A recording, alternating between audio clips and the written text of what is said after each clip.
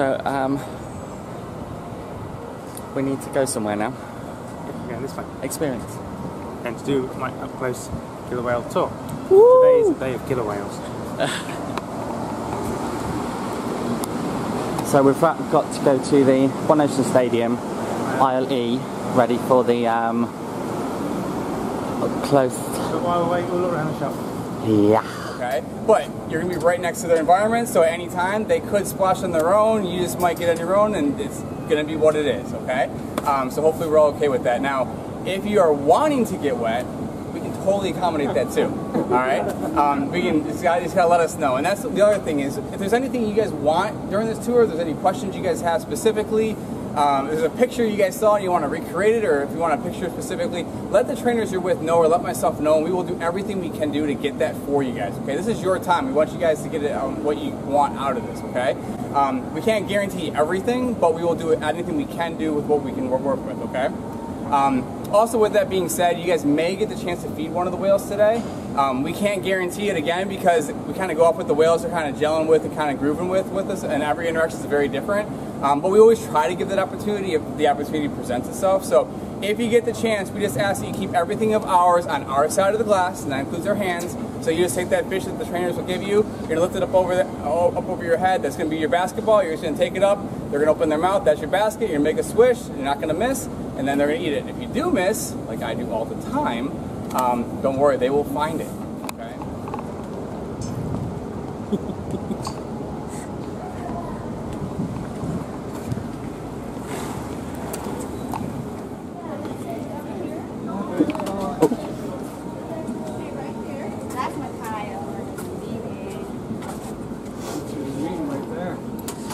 What's his name, sorry? Micaiah. He's our youngest killer whale that we have here. He is 7 years old. With him today is Trua. Oh, Tristan. He's so excited to meet everybody, yeah. Okay, so if you guys want to put both your hands above your head just like this and wave them back and forth. All right, he'll give us a big killer whale hello. Oh, good boy. Awesome, good job. Okay, so the first thing that we're gonna do is we're gonna have everyone take group photos with him, okay?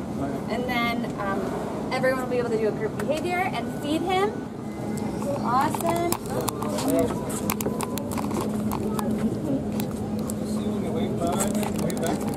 If you're comfortable, make for a better photo.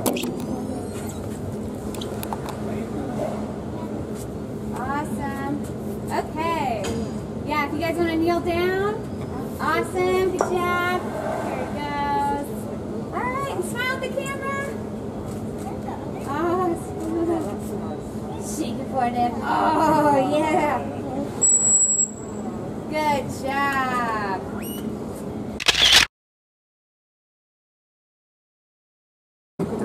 So it's recording already, so just aim on point. Okay. Okay? So you can stomp your feet and he'll follow you. Watch his tail.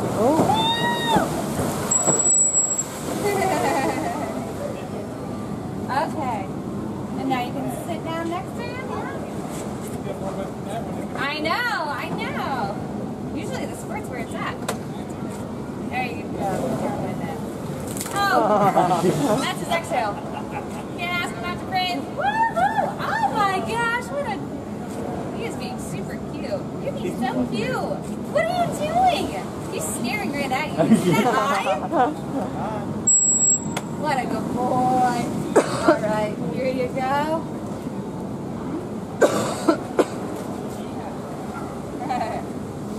We got it.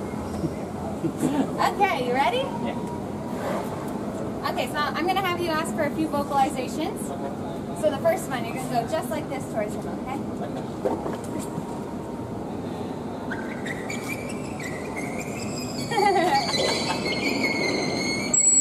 Alright, the next one, you're going to go like this with your hand, like reach out.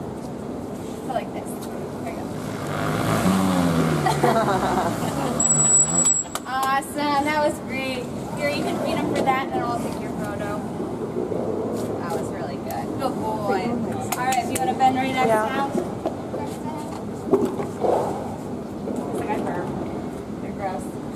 He's burping. So he has some of the most expressive eyes out of all of our killer whales, I feel like. You can see when he gets really excited, his eyes get like this big. Ah, what do you say? It's like, I love you. Ah, good boy. So you guys can notice when he does stick out his tongue that it's curved. Yes. That's all of our killer whales. They all can do it because that's actually how they suckle from their mom, which is really neat.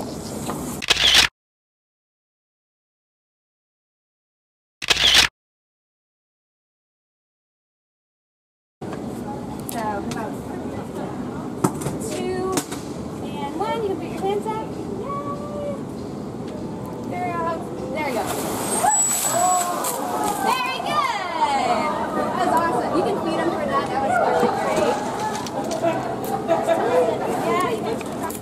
I cracked my head like almost open on like a bar over there from falling over these. So one of the cool things that you guys don't ever get to see until you're really up close and personal with these guys is you see those little right here on the side of his cheeks right there. Those little lines right there, those dots. That's how you know he's a mammal, because every mammal has hair. And so we used to have a few hairs there, and then eventually they'll fall out, which is really cool. So they're born with hairs? Mm-hmm. Yep, and then they fall out like immediately. You guys want to see his belly button? It's kind of cool. All right. So, guys, look at this black dot right there. That's, oh, well, now he's over. But that was his belly button. That black dot is his belly button. And if you guys could look, on his tail flukes, they actually have 2 veins that run through those tail flukes, and we can get voluntary blood samples from them. All of our females also give us voluntary urine samples, which is really neat. Yeah, I know, it is very cool. So Makayo is pretty hard to tell apart from all of our other killer whales, other than he's really small. He also still has a little bit of a brownish coloration right here on his face. When they're first born, he's looking right at you. When they're born, they're pretty much like a brownish coloration and not that pure white. So he still has a little bit of his brown on there.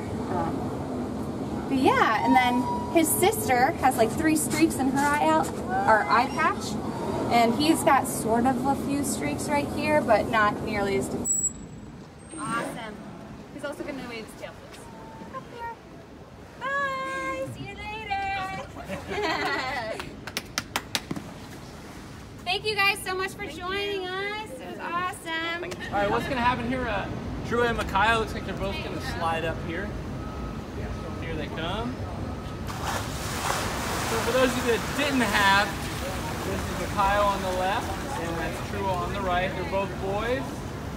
They're going to weigh anywhere between 11 and 14,000 pounds once they're full grown. Okay. Obviously, they both have a lot of growing to do.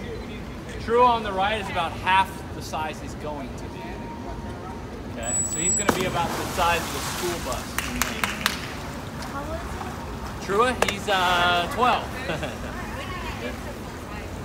I would say towards the later part of their teen years. It's somewhat similar to people in a sense, but they start growing a lot. Makayo, now he's going to start growing a lot more, so he'll be 8 this year, I believe. Okay, watch right here. This behavior is called an alien. They're going to jump straight up. A lot of you got wet by it down by the glass.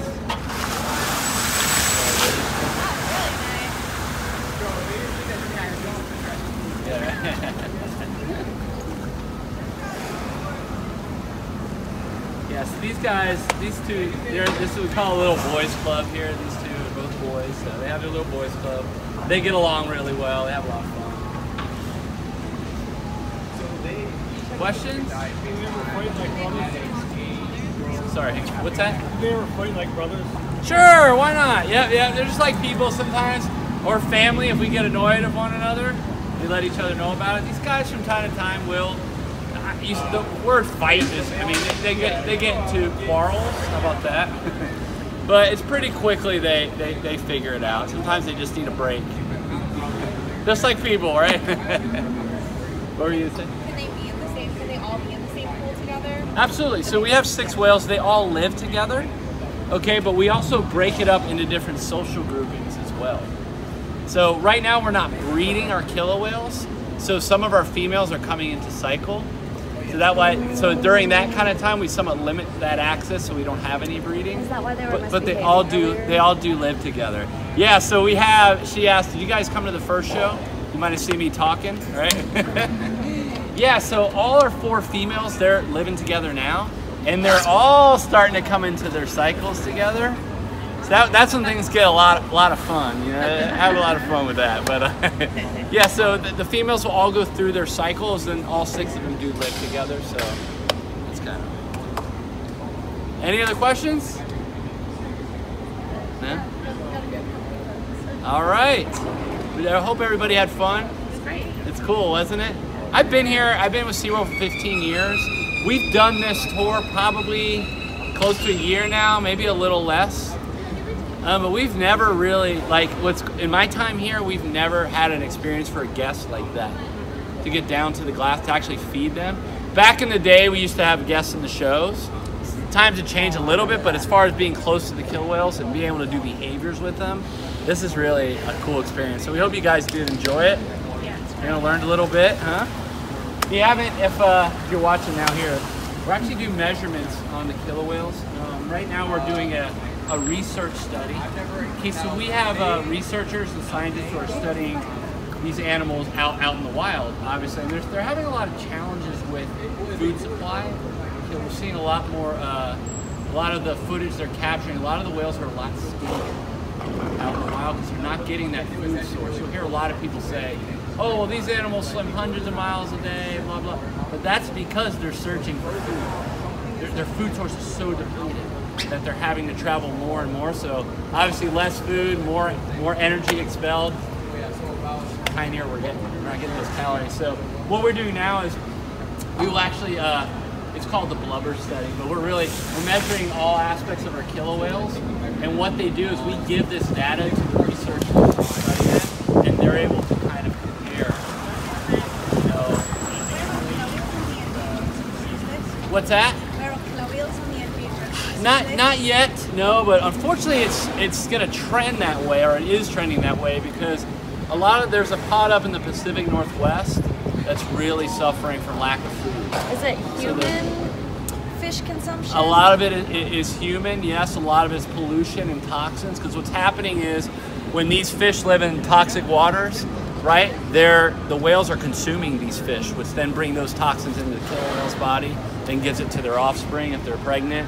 So there's a lot of different things that are going on, out in the ocean as well. So a lot of it's overfishing. So if you could ever, sustainable seafood is a good source, right? So that's what we try to teach people here. No whale hunting anymore, though. What's that? I said no whale hunting. And so except. Yeah, so in U.S. waters, there's a Protection Act for marine mammals. That's been 1975, or is it 72? 72.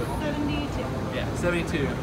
The educators they always get it right. I kind of fluffle sometimes, but since 72, yeah. So these animals are protected, but also in other parts of the world, in oceans, there aren't those rules. So that's one of the things, by having, a lot of people ask what's so important about having killer whales under human care. It's because we can educate. We don't know we're learning so much from these guys that we're able to share with, obviously, guests, but also people who are studying. They can't get this close to these animals. I mean, we get blood samples, fecal samples, urine samples, all these different things that really do make a difference, because it allows them to assess the health of the animals out in the wild. And as we're seeing, it's not going so well. So. Do they know what specific toxins are heavy metals? Are you familiar with specific toxins that the animals seem to get or have? See?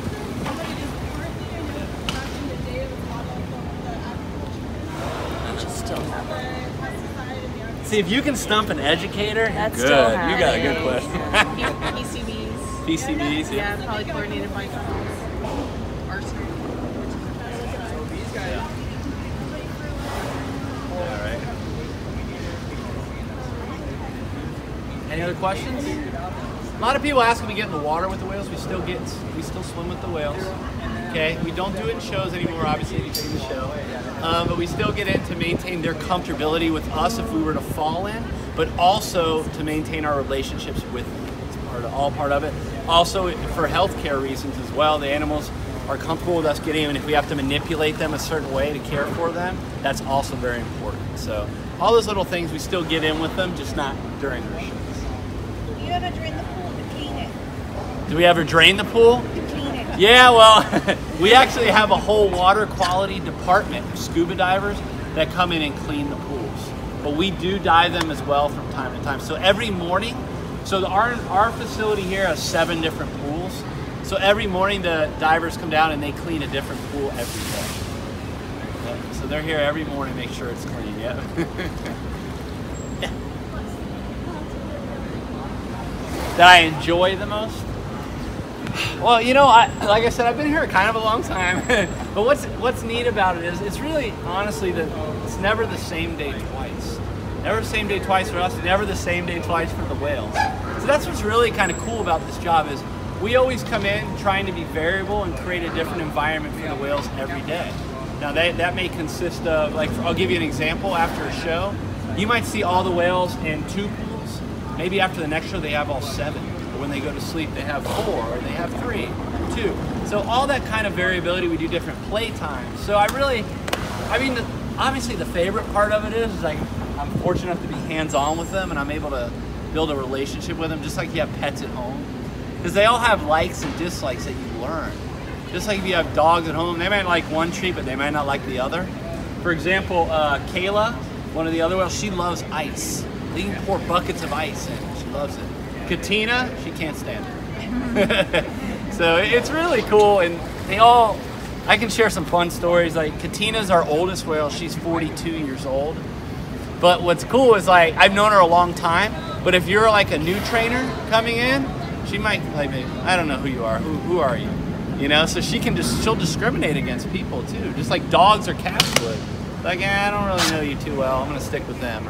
But that's kind of neat too, because a lot of guests ask us, if you were to start working here tomorrow, a lot of guests ask, well, how do you start working with the whales? Like, what do you do? Well, first it takes about a year to a year and a half before you start interacting with them. And then when it's time to start interacting with them, you'd hang out with me for a while. Since I have a relationship with that whale, they'll start to learn you through me.